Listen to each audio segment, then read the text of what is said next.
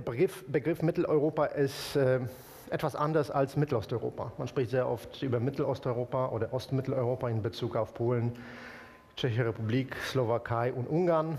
Mitteleuropa ist ein historischer Begriff und beinhaltet auch Deutschland und term derived from history and also includes Germany and Austria. When we talk about Central Europe, we also talk about the relationship between Germany and the east of Europe, which includes Austria as well. This is why I will also refer to politics and maybe tensions or the relationship between Poland, Hungary and Germany. I think I have too many slides for my slot. Maybe we can skip some or tackle them briefly and we can talk in more detail during the discussion. I just have to make sure I don't use any wrong words. It often happens with politicians in Brussels. They think the microphone is switched off and then they make very controversial remarks. I will try to avoid this. I'd like to briefly refer to the new Polish party situation. You know, we had elections in Poland in 2015. These elections were very important. Presidential and parliamentary elections. Presidential elections in May 2015, a conservative candidate won, and a National Conservative Party, Right and Justice, won the parliamentary election. It is pronounced peace in Polish, like peace in English, which is counterintuitive, I have to admit that. It is the strongest party in the current parliament, and they also represent the government. It's interesting because it has been the first single-party government since 1981. In the past we had multi-party coalitions in Poland, and this is why the coalition very often broke up, because there were tensions within the government. And for the first time since 1989 we now have a stable government, so to say, unless the party would lose its politicians in the SEM, the Polish parliament. This could happen because the majority is only very, very small. The Citizens' Platform, the PO, they were the government together with the Farmers' Party over the last 8 years. They are now the opposition, but not the only opposition party. We have Modern Poland, called Nowoczesna in Polish. It's a spin-off of the PO, and they are leading in the opposition. They are the loudest and the most visible party in parliament in the opposition. We also have a populist protest party in parliament, which is represented for the first time in the Sejm. It's called Kukiz 15. The name of the leader is Kukiz. It's a populist party. They don't have a party political program and reminds us of the movement of 5 Stars in Italy, a protest party which mobilizes the electorate by protest without concrete goals or concrete program. We also have the Farmer Party. We don't have a social democratic party any longer in the Polish parliament, which is interesting. The Social Democrats in Poland were post-communists, so they were represented in communist Poland. So the former Communist Party was the post-communist party. They are no longer represented.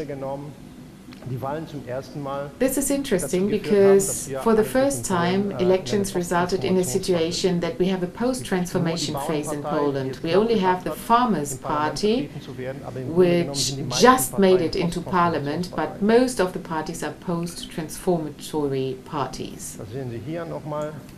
Shown again here, the elections.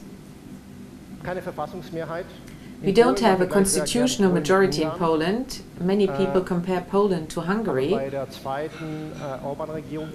But during the second Orban government in Hungary in 2014, there was a constitutional majority.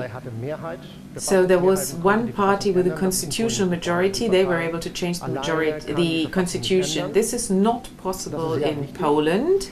So the leading party cannot change the constitution, which is important. And it's also important to see that the real center of power is somewhere else.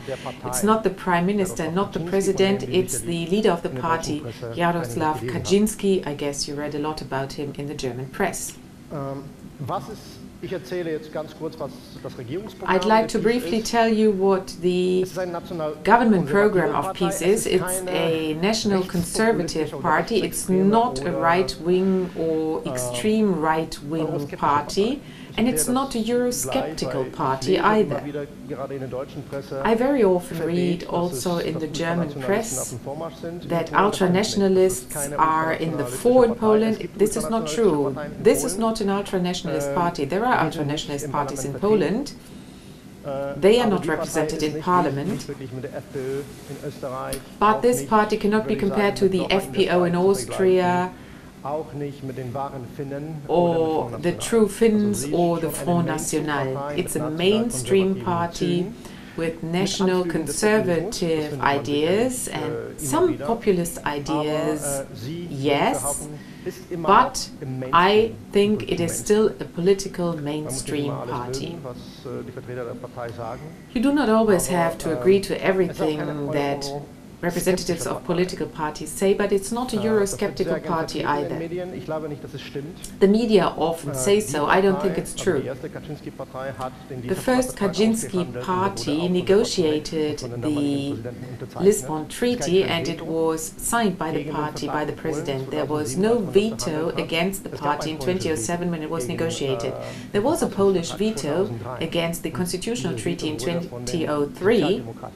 The Social Democrats vetoed at the time. And I think these are some details which show that a lot of things we read in the press are not really true.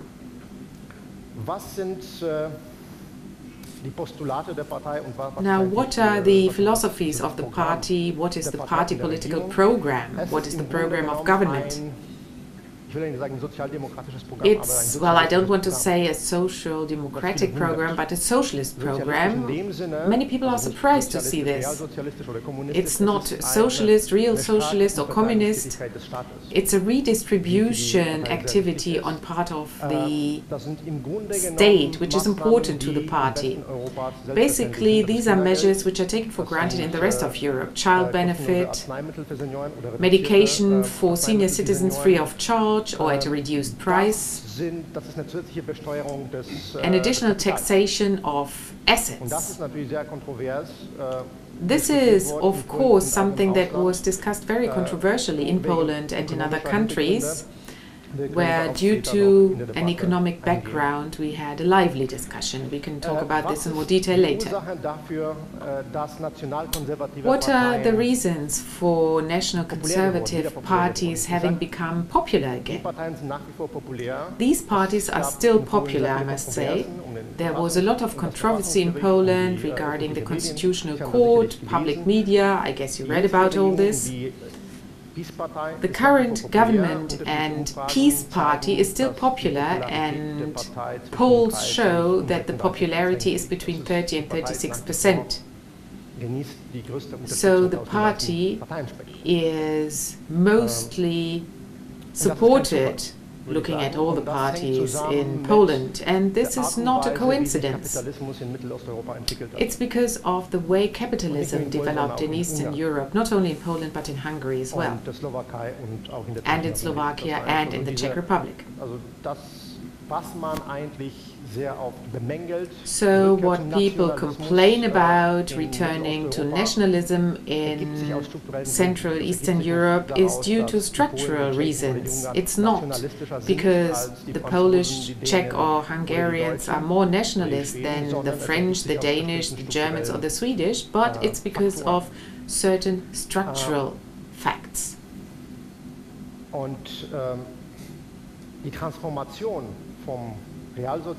The transformation from real socialism or communism to capitalism follows some specific factors or aspects in Central and Eastern Europe.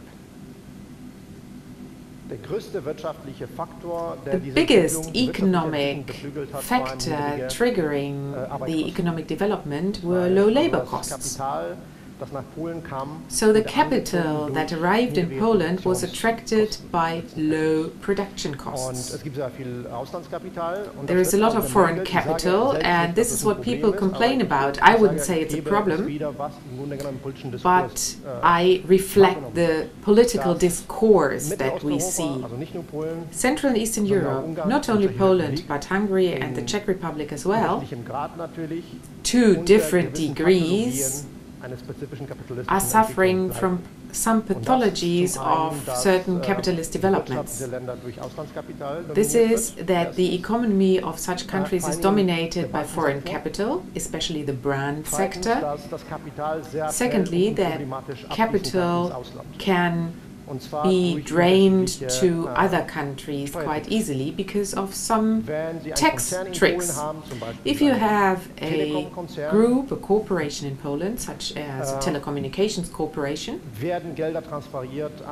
money is transferred to the headquarters of the company, located in France, Germany or the Netherlands, and based on certain rules, such as IT fees or paying for the logo of the company. So the earnings, the profits, are not taxed in Poland, but this money goes to other countries. This development was necessary for the transformation from communism to capitalism, but right now, not only at the right wing of the political arena, people are convinced that the attractiveness of the economy in Central and Eastern Europe cannot be very much increased by the fact that foreign capital is invested in these countries because of low labor costs, but the countries themselves have to find their own strategies to reform their economies. That's one thing. The other thing is that parts of the society can benefit from this development that did not benefit to this extent in the past. This is very important because the development of capitalism in Central and Eastern Europe also had social effects. This is not necessarily a problem for the economy because imparities in the economy do not only have an adverse impact, but there are political consequences. If parts of the society don't benefit from the development or are excluded from the development, and if part of the society can take part in elections, the situation can change quickly. And parties are elected not because they are socialist parties, but because they promise redistribution. In Poland, Czech Republic, in Slovakia and Hungary, you can see similar processes. Poverty in old age, this is a problem that is being discussed in Germany as well, not in terms of what is happening right now, but what will happen 20, 30 years from now. In Poland, the Czech Republic and Hungary, we have seen this for 20 years. The average pension is 400 euro, and there is poverty among old people. We have high unemployment rates among young people, not as bad as in Spain, Italy and Greece, but it's bad enough. Overall unemployment rate is not that high. Poland is very successful regarding economic growth. We have more than 3%. We had more than 3% last year.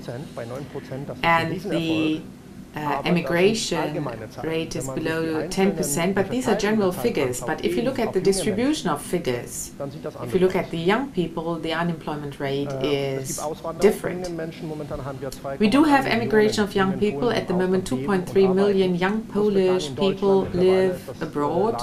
The UK, Germany, this is the country where most of the young Polish people living abroad are.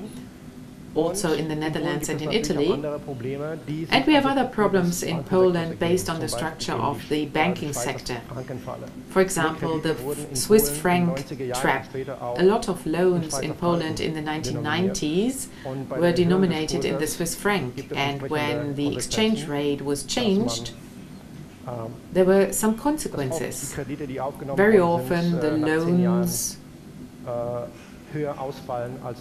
are higher 10 years afterwards because they are more expensive than the real estate itself that they were used to pay for. Well, in the meantime, we have procedure on part of the EU Commission against the Polish government to check whether all the laws that were introduced on a legal basis, whether they complied with the constitution or not. I think that it's, well, almost constitutionally correct. So this is one thing, but it is not good for the democratic culture because the opposition was excluded. A lot of groups of interest that protested weren't taken seriously. Still, it complied with the constitution because the constitution was not changed, but the laws were passed by certain constitutional bodies. Some people are of different opinion here. I think the changes are controversial and problematic, but the reporting is not objective reporting in the press. What does it mean for Central Europe? Talking about Central Europe or Central and Eastern Europe, we very often talk about the Visegrad states, the V4 states. V4 sounds strange. Poland, Czech Republic, Slovakia and Hungary. In how far these countries were more closely together, well, there is a controversy about the refugee crisis in the EU, but there's also the rejecting position of the V4, who joined forces and state that the refugee crisis is a crisis produced in Germany, and that these countries don't have anything to do with it. The problem is that it is not a stable alliance. I don't think the V4 are stable when it comes to the interests they represent. There are more differences between the countries regarding their foreign policy, their strategies and their interests than things they have in common. I think the refugee crisis is the only thing they have in common, by the way. But there are more differences among these countries, and there was never a very stable situation. Before they entered the European Union, the organization did not cooperate. The countries individually negotiated with the EU when it came to joining the EU, and afterwards there was not a lot of cooperation. And we see a lot of situations like these within Europe, within the EU, outside of the EU. This is not an official institution of the EU. It's outside of the EU. We also have the triangle formed, Poland, France and Germany. It's also a dead institution, so to say, filled with air only, just inflated without any political function. So I wouldn't refer to it as a strengthening of the V4. I do think, however, that the V4 will develop a relationship based on tension with Germany. We can talk about this later again. A lot of things join these countries with Austria and Germany, a lot of trade, even more trade following the sanctions against Russia. And there is a lively Erasmus exchange among these countries.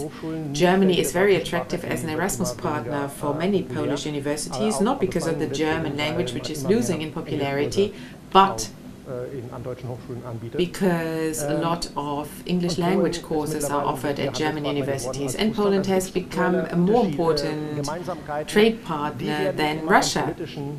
So they do have a lot of things in common, which are not always accompanied by political cooperation. So I think we will see more tensions between Poland, Czech Republic, Hungary on the one hand, and Germany on the other hand. But people should look for solutions, especially for institutional mechanisms that allow a good discussion about controversial problems. Controversial discussion should be possible, but people should also look for solutions. Because the EU has always been a community of interests. It's always about balancing interests. And interests were balanced when major treaties of the EU were negotiated. Countries, after difficult negotiations, came to an agreement, sometimes a foul compromise, if you want to call it this, but compromise was agreed in the end, and you should always look for compromise. Maybe we can discuss concrete questions later on, which I think pose a problem for the current relationships between Poland and Germany. It's the Baltic Sea pipeline. Maybe I can explain why Poland objects when it comes to the refugee crisis. It's not about the refugees as such, it's about other topics. And this is the end of my presentation. Thank you very much.